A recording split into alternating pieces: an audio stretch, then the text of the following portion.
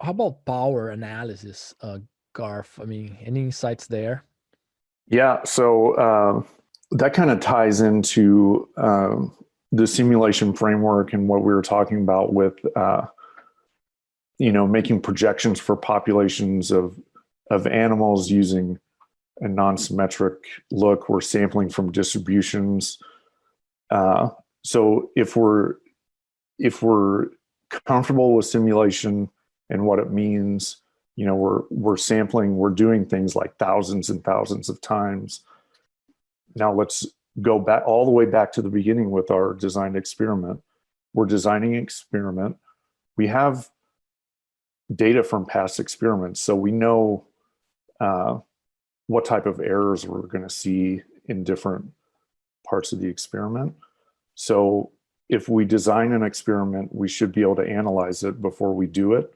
Now it's interesting. So we can say, and we know the treatment difference that matters to us. That's also is the key.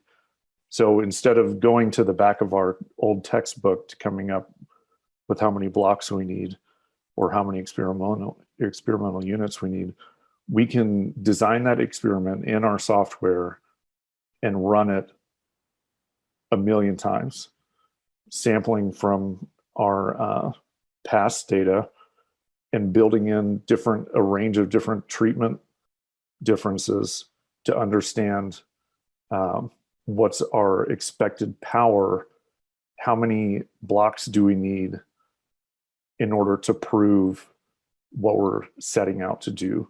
And that'll point us to, is our experiment too complex? Maybe we like power because we're testing too many things at the same time. All these things you can answer before you do an experiment, which is where the real cost is. And you can analyze it beforehand. You already have your software set up.